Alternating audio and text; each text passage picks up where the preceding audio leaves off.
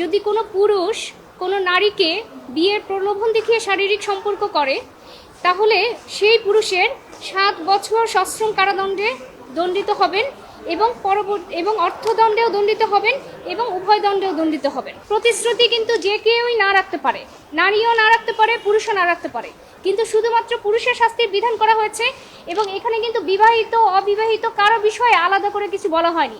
এখন দেখা যেতে পারে যে একজন বিবাহিত নারী যিনি 2-3 সন্তানের মা, তিনিও দেখা যেতে পারে প্রতারণা করে আরেকজনের সাথে চলে গেছে, তারপরে বলবে আমাকে বিয়ের প্রলোভনে শারীরিক সম্পর্ক কেন করলো। যেহেতু নারীর কোনো আলাদা করে শাস্তির ব্যবস্থা নাই, তাই শুধুমাত্র পুরুষকে শাস্তির বিধান রেখে আইনটি আমরা বাতিল চেয়েছি। বিগত 25 মার্চ 2025 তারিখে নারী ও শিশু নির্যাতন দমন সংশোধন অধ্যাদেশ 2025 প্রণয়ন করা হয়। এই অধ্যাদেশের 5 নং ধারায় 9 খ নামে একটি সেকশন ইনসার্ট করা হয়। এই সেকশনে বলা হয়েছে বিয়ের প্রলোভনে শারীরিক সম্পর্ক করার শাস্তি। এই সেকশনের মূল কথা হচ্ছে, যদি কোনো পুরুষ কোনো নারীকে বিয়ের প্রলোভন দেখিয়ে শারীরিক সম্পর্ক করে, তাহলে সেই পুরুষের 7 বছর সশ্রম কারাদণ্ডে দণ্ডিত হবেন এবং অর্থদণ্ডেও দণ্ডিত হবেন এবং উভয় দণ্ডেও দণ্ডিত হবেন। অর্থাৎ বিয়ের প্রলোভনে যদি কোনো শারীরিক সম্পর্ক হয়, পরবর্তীতে নারী এসে যদি বলেন যে তিনি প্রতিশ্রুতি রক্ষা করেন নাই, তাহলে সেই বিষয় নিয়ে আদালত 7 বছর পর্যন্ত কারাদণ্ড দিতে পারেন সেই পুরুষকে। এই বিষয়টি নিয়ে এইড ফর ম্যান ফাউন্ডেশন এবং সুপ্রিম কোর্টের আইনজীবী মোহাম্মদ রাশিদুল হাসান এই আইনটিকে চ্যালেঞ্জ করে রিট পিটিশন ফাইল করেন বিগত এপ্রিল মাসে, এবং রিট পিটিশনটি ফাইল করার পরে এতদিন শুনানি হয়েছে। আজ শুনানি শেষে মাননীয় বিচারপতি হাবিবুল গনি ও মাননীয় বিচারপতি সৈয়দ মোহাম্মদ তাজরুল ইসলামের দ্বৈত বেঞ্চ রুল ইস্যু করেছেন।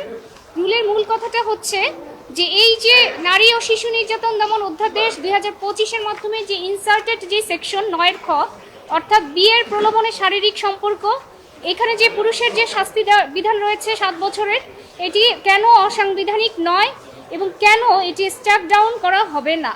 টানা 7মবারের মতো বেস্ট টিস্যু পেপার ব্র্যান্ড হিসেবে স্বীকৃতি পেয়েছে বসুন্ধরা টিস্যু। এই শাস্তি শুধুমাত্র পুরুষের ক্ষেত্রে প্রযোজ্য, অর্থাৎ কোনো পুরুষ যদি বিয়ের প্রলোভন দেখিয়ে শারীরিক সম্পর্ক করেন, বিয়ের প্রতিশ্রুতি দেন এবং পরবর্তীতে যদি দেখা যায় যে তিনি সেই প্রতিশ্রুতি পালন করছেন না, সেটিকে এই নারী ও শিশু নির্যাতন দমন অধ্যাদেশের মাধ্যমে শাস্তিযোগ্য অপরাধ হিসেবে চিহ্নিত করা হয়েছে এবং 7 বছরের কারাদণ্ডের বিধান রাখা হয়েছে।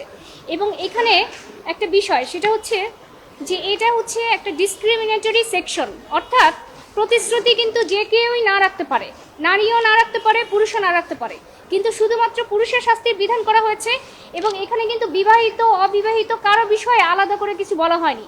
এখন দেখা যেতে পারে যে একজন বিবাহিত নারী যিনি 2-3 সন্তানের মা, তিনিও দেখা যেতে পারে প্রতারণা করে আরেকজনের সাথে চলে গেছে, তারপরে বলবে আমাকে বিয়ের প্রলোভনে শারীরিক সম্পর্ক কেন করলো।